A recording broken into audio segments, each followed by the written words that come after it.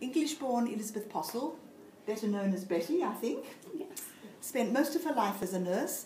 She nursed many dementia patients during her long career before retiring to Australia in 2000. Earlier this year, she was awarded a Local Achievement Award as part of the 2014 New South Wales Senior Week. That's all I wanted to say. Please welcome Elizabeth Postle.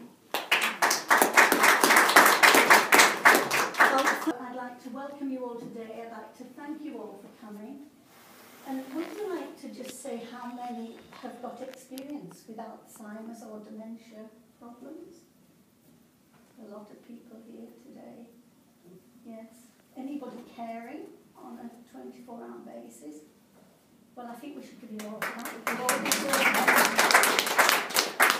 Because you know that it is jolly hard work. Well, my career started at the age of 16 years when I joined the cadet nursing scheme.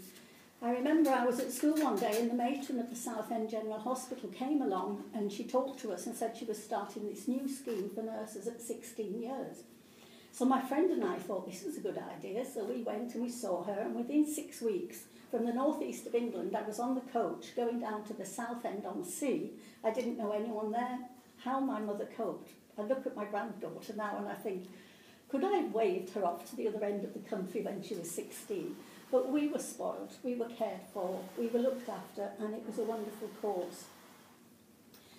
At the end of that course, I started the State Registered Nurses course, and then I was a staff nurse for a year before doing the midwifery course.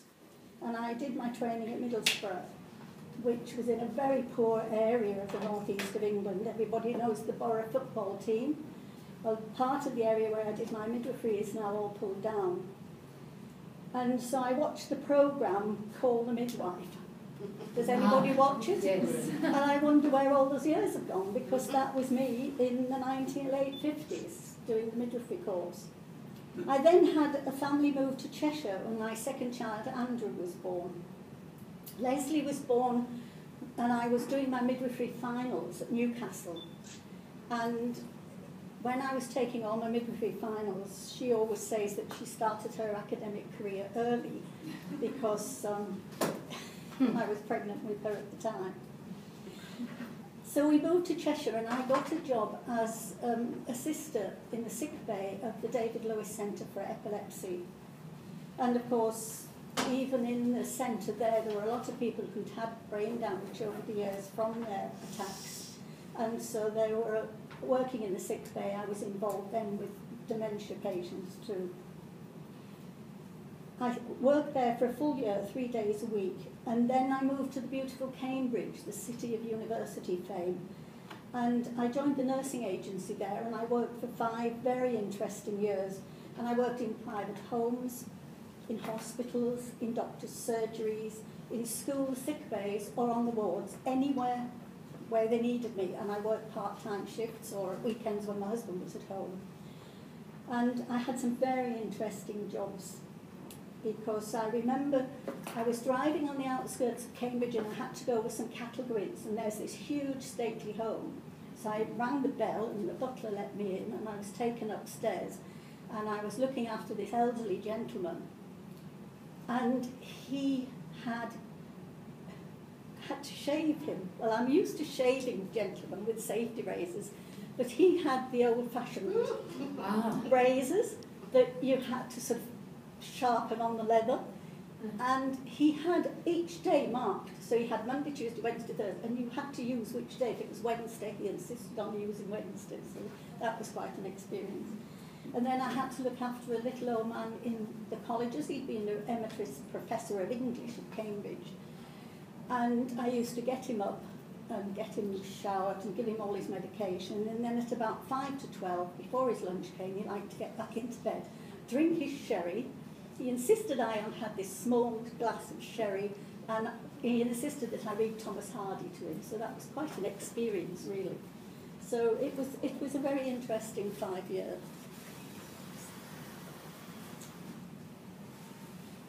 So it was good because I could always choose the hours that I worked to fit in with school. We were off on our travels again, and this time we moved to Letchworth in Hertfordshire, and the children were older, studying for O and A levels. And I got a sister's post on a geriatric ward part-time for the Area Health Authority, and they advertised for qualified nurses to do the health visitors course. This was a sponsored full-time year's course, and I was lucky to be accepted after a day of interviews and psychological profiling at the college. It was a privilege to be a health visitor full-time for 7 years. And I did the baby clinics and the school work and the parent craft classes, and I visited families in their own home. And I helped them with child development checks or helped during family illness. I also visited the Women's Refuge for 5 years, and I went to check on the mothers and children and organised nurseries and schools. But also part of this job was to visit the elderly in their own homes and assess them. And sometimes the doctors would say, let's do a health education thing, let's visit all the clients over 80 in the practice or all the clients over 90, and we would go and assess them and assess their needs. So I was very involved with visiting the elderly in their own home then. And sometimes the young mothers would ring me and say, please, can you give me some advice on my mother, my father, my grandfather? And so I got very involved. And when you're doing a lot of home visits, you get to know the families and their problems very well. The health visitor role in the UK is totally different to here, and there's far more home visits. And so I got to know these families very well. My husband worked for a large pharmaceutical company. He was a pharmacist, and he took early retirement in 1985. And we took on a high dependency nursing home for 15 years until the year 2000, when we retired and we moved to Australia. So altogether I had 45 years experience, which was a vast experience rather than 1 year multiplied by 30. And we had 20 residents, high dependency residents, and 35 staff, so it was a full-on job for 15 years, and I did manage to come to Australia for a few weeks because I had a wonderful deputy matron and for my son's wedding and things, but it was, you know, quite a 7 days a week, Christmas, Easter, we worked a lot. So my husband at 52 years died very suddenly 3 years ago. And when I couldn't sleep, I found myself writing about loss and grief generally. I was talking about these brave clients and how they'd coped with loss of children, loss of babies. And I was refocusing my own life. And when my daughter read my pages, my daughter Leslie, she felt we should build a website. And this site now has around 2,000 visitors a day on the site. And so I feel it was a need that people wanted, and how to cope with the grief. I think we've given you all the flyers. I think everybody's got one, or you can get one for friends on your way out. And that explains the site. There are over 100 pages on the site now, and it covers all sorts of death, pet loss, loss of a spouse, loss of children. I wrote a page on coping with grief when the person you love is still there. And families and friends don't realise that you're grieving because the person is still there, but the personality that you knew and the person you had isn't there any longer. And this is a very, very painful thing. And so this page led me to writing the book. And I had a letter on the forum from a lady who was a carer, and she said there are lots of books out there on Alzheimer's disease itself. There's lots of books on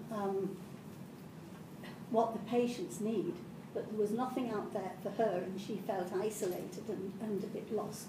And so that was why I put it was a healing hub for the Alzheimer's caregivers themselves, because I think to take on a 24 hours a day, 7 days a week, caring role, not a lot of people can do it.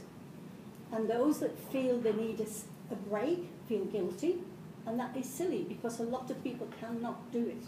And if you do it for however long you do it, then I say you all deserve a hug in the middle. One of the gentlemen said to me, who's giving hugs out today? Is it myself or my daughter? So I've tried to include all aspects of care, when to get help, where to get help, how to get help, and how to find residential care. This book, I hoped, would be an educational tool for carers, not only in their own home setting, but in the residential setting. And so this was what I've tried to do. So what is Alzheimer's disease? Alzheimer's disease, it damages the brain and it results in impaired memory and thinking. It damages the brain cells, and so the cells can't connect with each other. And so the Alzheimer's patients themselves feel as if they're in a fog. They feel that they know something's wrong and they're not sure what's wrong. People say to me, well, what is the difference between Alzheimer's disease and dementia? Alzheimer's disease is a specific disease, and it was discovered by Dr. Alzheimer in 1907. Dementia is a symptom of many, many things. Dementia is, it's a general term because it's a decline in mental ability, and it's severe enough to interfere with daily life. Dementia has about 150 different causes. It can be a brain tumour, it can be a car crash, it can be strokes. But if anybody is exhibiting any signs of dementia, they should be checked, because thyroid problems and lack of vitamins can also cause dementia, and those two things can be treated. So if anybody is worried, then it's worth talking to the doctor, and it's worth having things checked and having a diagnosis early. The symptoms, the early symptoms, everybody says to me, what are the early symptoms? Well, in the book, I've written a lot of early symptoms. There's changes in personality. People become anxious and frustrated because they don't know what's the matter. They know something is the matter, but they don't know. I read lately a book from a professor.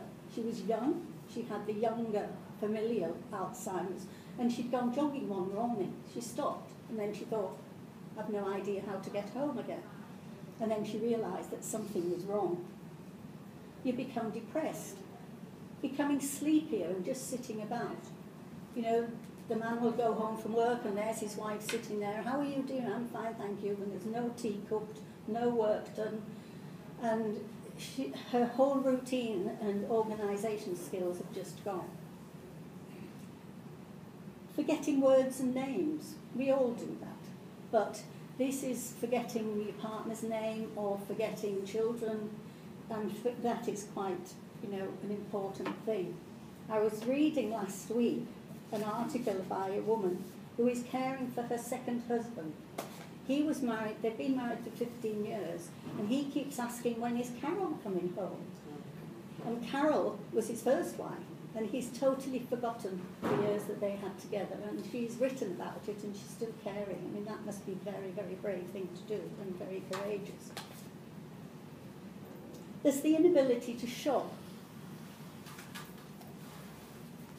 Hello, do come in. There's the inability to shop. And the housewife who used to go shopping, she'll bring home 3 pounds of tomatoes and nothing else. It's totally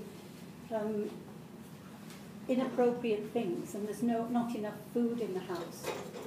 Then there's the husband who used to do all the gardening, and he suddenly says, no, I don't want to do that. I'm all right here, thank you.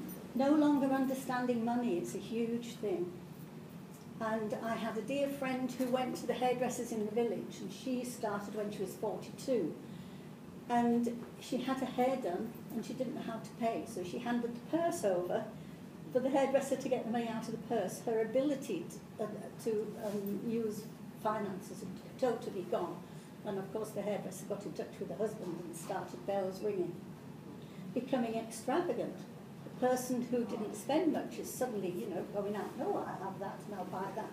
Totally inappropriate behaviour and a total change. Repeating things and telling the same story, we all do that. But this is, it goes on and on. Losing things and setting off to visit someone and ending up somewhere else, getting lost, losing track of time and days, and forgetting appointments. I had a friend in the UK who was a minister, and when wedding parties and christening groups started turning up at the church and he didn't turn up, then you begin to think, you know, what's happening here? So there are lots and lots of, but it's all in the book. I've tried to include as many symptoms and early symptoms as I can. The Alzheimer's journey is a long, slow road, from the early months of investigation to diagnosis. And then there may be months of almost normal behaviour, when the family think there's been a mistake. And this is the early stage of having to accept there is a problem. It's very difficult to face, but it is an ongoing process, and you and your loved ones can have many happy times during these years. And during the early stages, friends and family may not even realise that there is anything wrong, as many of the early signs of Alzheimer's disease are also typical of simple old age.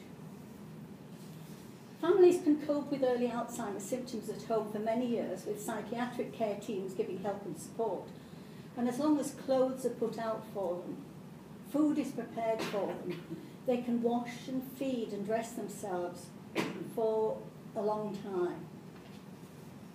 However, as time goes on, the caregiver will have to take on more and more responsibility. In the book, I have put a long list of what the carer is taking on when they do say they will take on care. And it is a long, long list, and anyone that is doing that will understand. The list includes most, but probably not all, the tasks that will be your responsibility. You've got to deal with all aspects of household management, pay the bills, do the grocery shopping, organise menus and do the cooking and cleaning. Make decisions, especially about the sufferer driving. And so the list goes on, and you can find the full list in the book or on this website. It may save you some emotional trauma if you can understand some of what seems to be very bizarre behaviour, but which makes sense when you comprehend what is actually happening. Understanding Alzheimer's sufferers' behaviour can help you develop coping strategies and activities to keep them organised and safe. First of all, the phone might ring. Can you come to grandparents' evening tomorrow night at the school? Yes, certainly, we'll be there. And the Alzheimer's, they put the phone down and they totally forgot it. So the next thing is you hear, why didn't you come to Grandma's day? Everybody's upset. And they don't know. They're just, the memory had gone. The minute the message went through. Some of the early signs of repetitive behaviour may manifest themselves as forgetfulness. Your loved one might say, I'll just go into the bank and get some money. And you say, fine. You walk down the road and they say, I'll just go in the bank and get some money. And you think, there's something odd here. They might be driving along the motorway and say, oh, I'll just go and get some petrol and then we'll have a cup of tea. So having got the petrol, had the cup of tea, you set off again and they say, I'll just go and get some petrol and have a cup of tea. They've totally forgotten that they've done it yet again. So these are the things that start the bells ringing and you think there's something going on that is a bit more than just forgetfulness. This becomes more apparent when you ask the loved one to get a towel out of the cupboard. Suddenly, all the towels are out of the cupboard, they're all on the floor. It's no good saying, why have you done that? They won't know why you've done that. But when you go and get a towel out of the drawer or the cupboard, you think, what do I do now? So your brain says, take it to the kitchen, take it to the bathroom.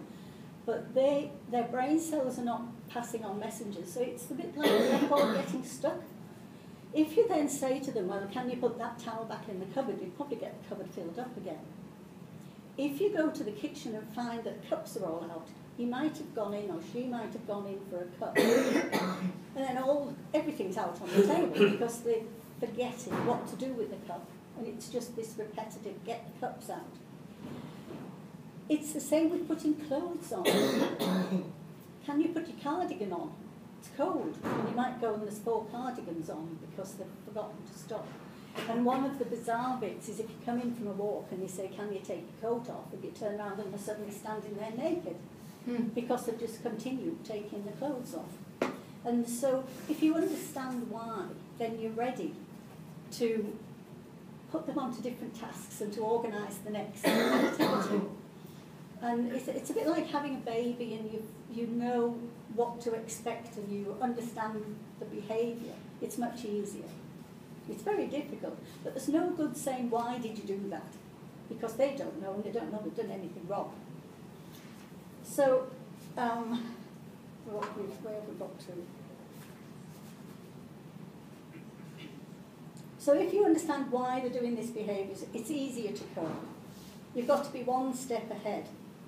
And finding jobs that are repetitive, like sweeping leaves or cleaning the brass or dusting. I mean, they might dust the same table about 3 times, but they feel that they're being useful and they're doing something. Another huge concern for families is when sufferers answer selling calls on the phone. Families discover later that their loved one has either booked timeshare holidays to Austria. It reminds me of an aunt. She had booked herself and her husband on the inaugural flight of Concorde from London to New York with a champagne breakfast thrown in. She had seen it all in the newspapers in those days, and she had a little black and white television, and it was all over there. So she booked it, so the family had to quickly cancel this. And because it was all on television, she was quite convinced that she had actually been on Concorde, she'd been on the train. And of course, this brings me back to the televisions. A child told me recently that Grandma thought she had been to the Olympics because it was all on television. Oh, I've been, we went to the opening ceremonies and things. And you've got to remember that if there's anything not very nice on television, anything that's a bit nasty, switch it off, because they really do think that they are part of what's on television. And so anything that isn't very nice. My mum sees the Thin Lizzy thing, and she thinks everyone's going to paint a face. Oh, right. It's going to be red, she says.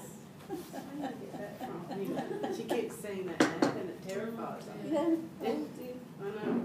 It is, but you know, this is how she's reacting to that situation, isn't it? And all the murders and that on the news, Oh, she yeah. hates watching. Yes, this is it. Terrifies her. We've really got to turn it on. So TV ads are tempted my aunt to book this, and I've told you about don't show violence on TV. Only last week, a friend from the UK rang to tell me that an old lady had booked herself a holiday to Austria. She'd been persuaded by a selling phone call, and of course she couldn't afford it and had no means of getting to the airport, and they had to contact her son quickly for him to cancel it, and he lives several hours' drive away. It's probably a good idea to have some sort of lock on the phone, but I don't know how you work It's that also out. illegal for them to do that, any of these people, because they've got to They've check got the to have- competency of the Yeah. person.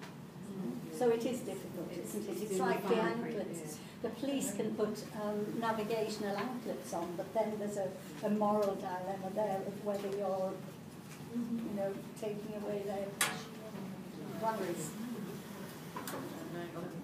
So early dementia patients can't believe that they're incapable of remembering and will blame family and carers if they've got less money in the purse than they thought. So don't get upset if they accuse somebody of stealing, because this is it. They can't believe that they could have spent money and not. And it's the same with valuables. They'll give somebody something and then they'll forget. And then they'll accuse a carer or somebody of actually taking valuables. So if ever you're given anything, you must talk about it to the family or write it down or put it away in a cupboard and then give it back when she remembers that she's lost it. Because that can cause a lot of family friction unnecessarily, because it's just a common problem. And in a residential setting, don't ever take any valuables in. That is not... Coping with behavioural problems. I'm often asked how to cope with problems such as fidgeting, banging. Some will sit all day long and bang, bang, or overeating, or it's confusing, it's frustrating, it's an anxious state to live with. Sufferers who are still aware will tell you this. Sufferers lose the ability to concentrate, to read books or watch TV, and this leads to boredom, and they often want just to wander, to fidget, or overeat, just looking for something to do. One of the things that helps is to have a tray on the table and always have water available for them, because if they get thirsty and dehydrated, they don't know whether it's thirst or whether it's hunger. And they will always pick up the cup and have a drink, so always have drinks available. Also, on this tray, I used to have my patients have trays, and I used to call it fiddling fodder. And on this fiddling fodder tray, you have old postcards, you have old birthday cards, you have old photographs. If it's a gentleman, have old dominoes, cards, anything. And they can fiddle with it, and they love, ladies love old handbags. And they have the handbags, and you fill it full of all the things that they used to have, and they'll empty it, and they'll fill it again. And it keeps the hands busy, it gives them something to do. And they'll play for ages looking at the cards, looking at the photographs, and it just keeps their hands busy, because you can imagine they can't concentrate on the book, they can't concentrate on television. Sometimes the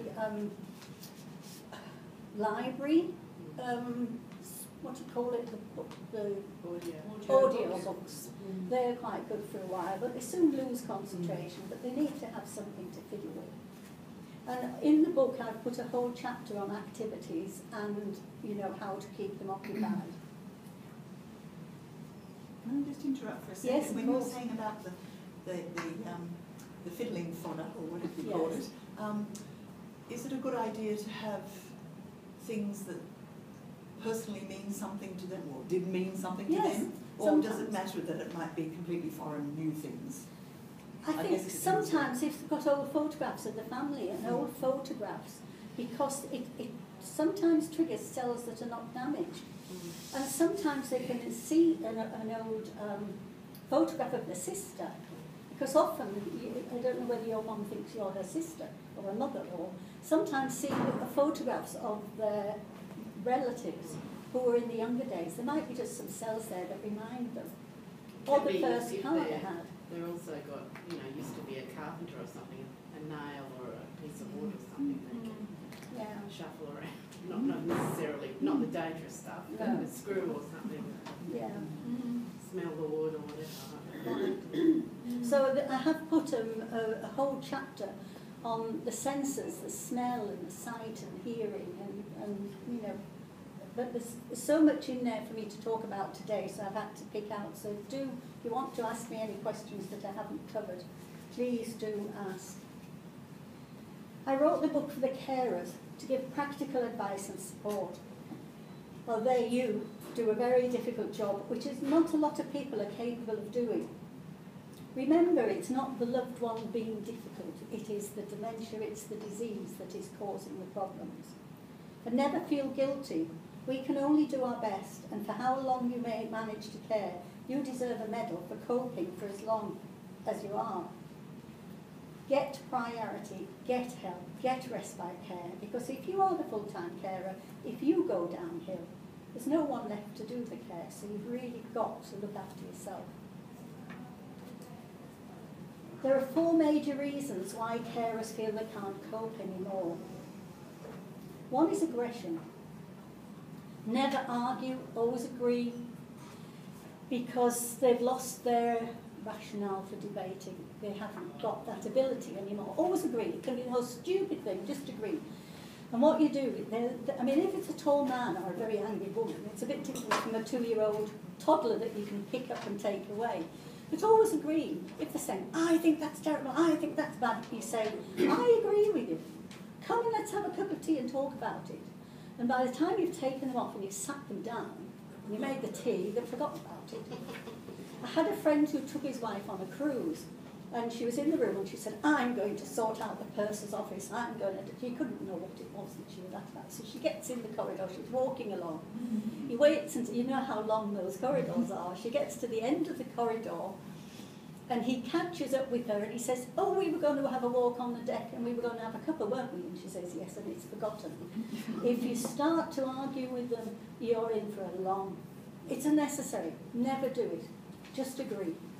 And it might be stupid, you might be agreeing with something, but they will have forgotten. And it's not worth antagonising. So, mobility, wandering day and night. If you've got to wander at night, you put a bell on the handle of the door so it wakes you up if they're wandering off. But if you're awake at night and you're trying to cope in the day, it is very, very difficult. And you can't cope 24 hours a day, 7 days a week. So wandering day and night. And the other thing is that they go off the feet.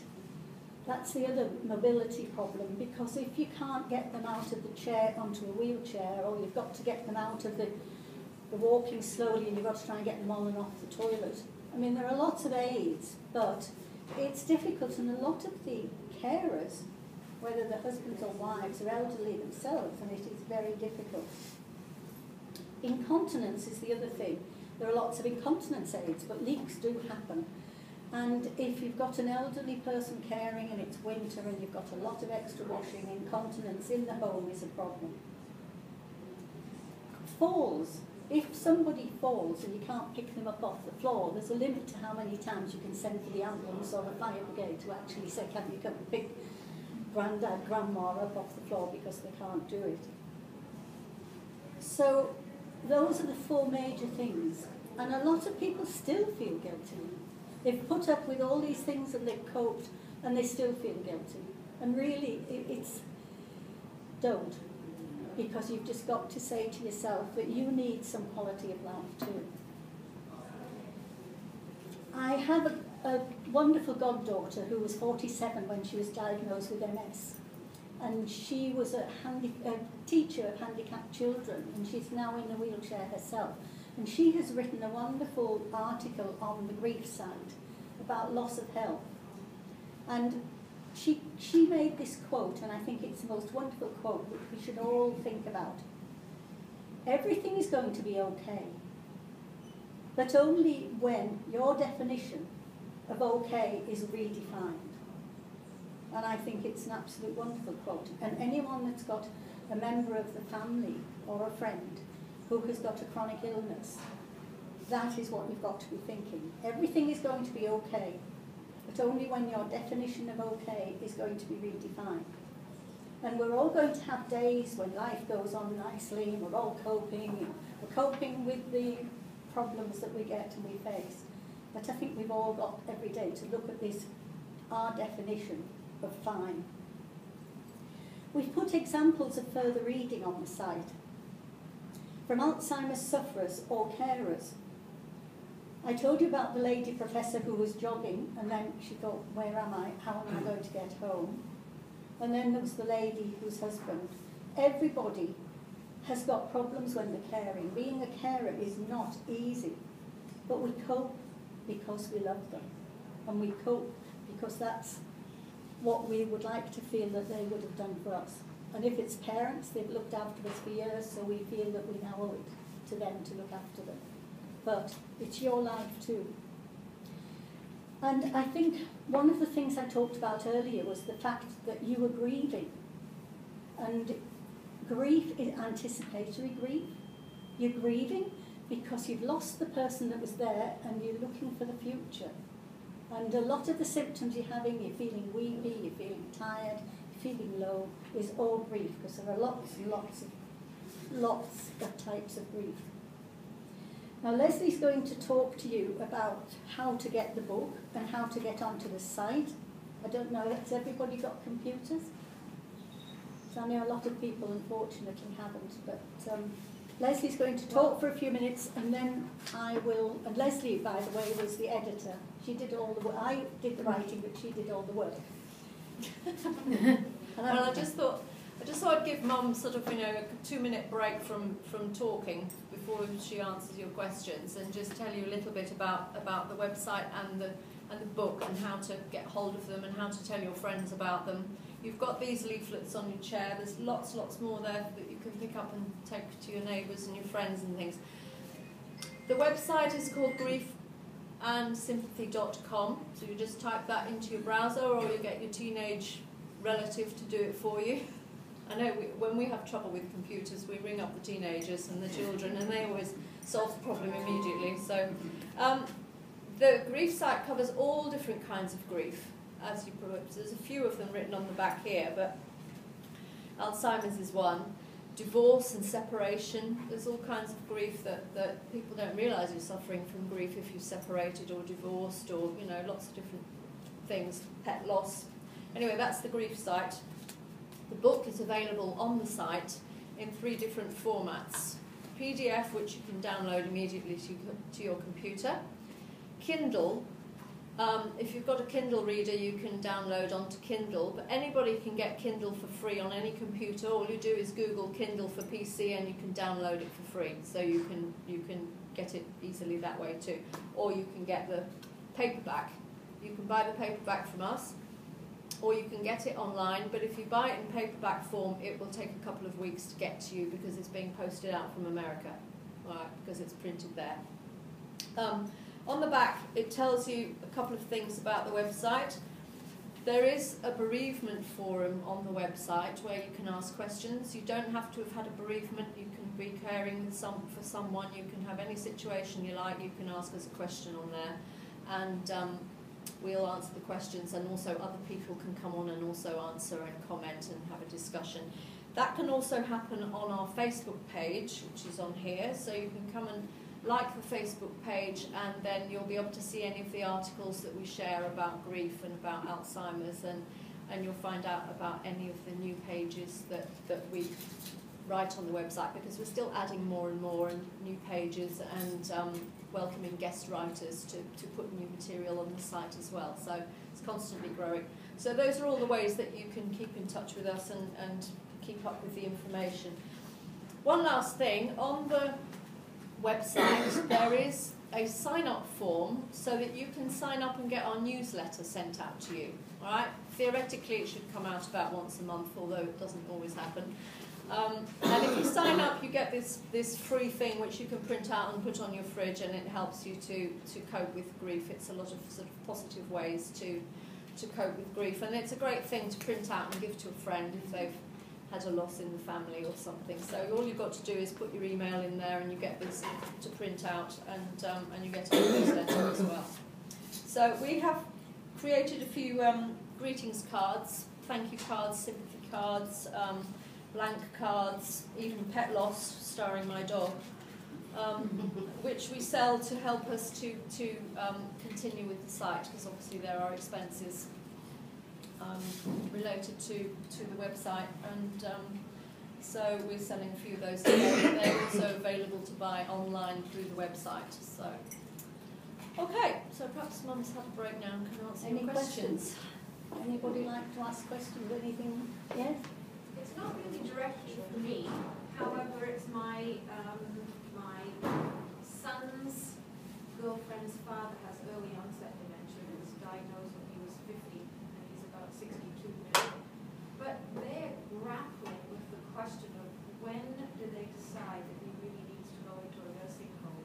The children think so, but the mother, who's actually a social worker in a mentally disabled home for her, she's doing that all day and then goes back to the husband, who's pretty well worse than who he looks after. She doesn't want him to, but the children are the ones who are doing the caring all day during the week. And they're pretty well ready for him to go. But I don't know, he may go on for years and years because he's a big, tall, big man. And how do you get to know when to make that decision? It's very, very difficult. The children, if they feel they can't cope anymore, have got to have a long chat to the mother, and then they've got to put their ideas forward. But often you're waiting for crisis. I mean, there are some of them who are living at home on their own in their 80s, and everybody's thinking what, and quite often you're actually waiting for crisis to happen. You're waiting for a fall or a break of a leg or something so that they can go into hospital and be rehabilitated. But I think if the wife is out all day, because he's obviously got young genetic familial Alzheimer's, which can start in the 40s and 50s, and it is difficult, especially if she's having to work to pay the mortgage and still have all the finances. But I think it's up to the children and how long they can cope, to have a chat about it. Yeah, they have this very difficult, because two of the girls don't say the yes and agree, but my son's girlfriend is the one who always says, yes, come on, Dad, let's go and do something. The other two won't, so he doesn't like them anymore. She pushes them away, so it's only left to the one daughter to do that. Which is difficult. And she's almost up to here, but she loves her dad and she wants to keep doing it, but she's getting very tired. And on the same hand, she can't go out and get a job and earning money, because now she's finished her master's. Yeah. And she can't go anywhere. She needs to have a serious goal. She's got to sort of put her... She's entitled to her life. I think this is it. You can't spoil her life because somebody's got Alzheimer's. She's a young girl. She's got her life ahead of her. And it's the quality of her life too, isn't it? Yeah. You've got to think of the quality of life for everyone concerned. But it is a difficult problem. Can I just know from the Mona Vale Hospital first? I had two I've spent for 11 years, and they come into your house and they assess how the wife or the husband is, and it's ready for when they do go into care.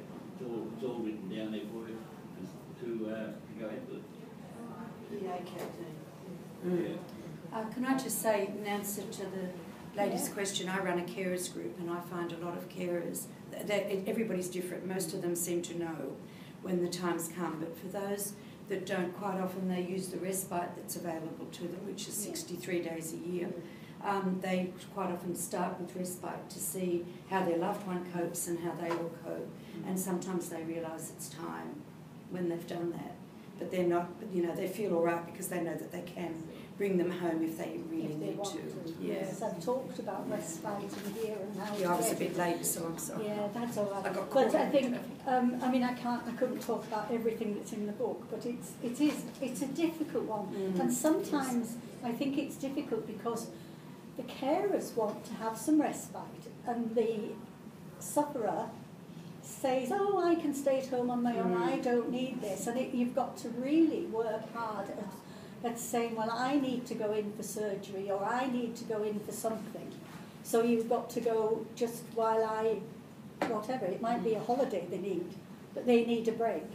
And it's the way you word how you're going to take this respite, which is the difficult bit. The other thing as a carer, you end up with people saying, you need a break, go on holiday. And I go, I can't even, wouldn't even know what to pack, let alone, because you're so drained. Yeah. It's like, if I went on holiday, all I do was worry about, did they get their pills, did they, you know, all of that sort of stuff. Yeah. So But you could have a holiday at home, couldn't you? And Just stay home, don't you? yeah, I know, that's what I wanted to do. Yeah. And I actually put my mum in respite when she ended up staying. So, good. you know, it was... And you still feel guilty? Oh, yeah. Well, I had my dad as well. I put the both of them in for respite. He couldn't stand it after 2 weeks, so she stayed. And in a way, it's a good thing because she slotted in. So sometimes that can work for you. If you put them in a respite place, number one, you get a home, you get a space in a home, and number two, you've got the option of actually settling them in there. So. It's hard to get into respite. I was just about to say, the respite is very hard to get into. I know, it's There's a huge I was waiting lucky. list. So I'm going to, I've forgotten your name, although I do know it. Judith, that's right, at the back there. What's your name now? Yeah. Yes. So they, a lot of people book, so they decide they're going to have a holiday or say they're going to have a holiday or something, but they've booked it already 6 months in advance. So you need to do that. And also for the retirement villages, nursing homes, they're all full too. There may be a few that aren't, but on the whole, the ones that you want to go to, there's a waiting list for them. So, you know, you've got to really, it's something you sort of start doing, as Betty said, you know, you really need to start thinking about it before it really is crisis point. I mean, of course, if it really is crisis point, I think there are, you know, strategies that they put in place, but they don't want everyone to do that because there's just not enough to go around, even though there are an enormous number of places around. We're all going to live longer and longer and longer, there won't be enough. It's also worth putting your name down for home care as well. Yes, Aggression yes. is a year and a half away. What's in your experience, do you think of medication for aggression? You say it's one of the symptoms that the straw that breaks the camel's back to put them in care. But what about medicating them first? Do you agree with it or not? I would have to look at the individual case. Yeah. I would have to, that's the thing for the doctor.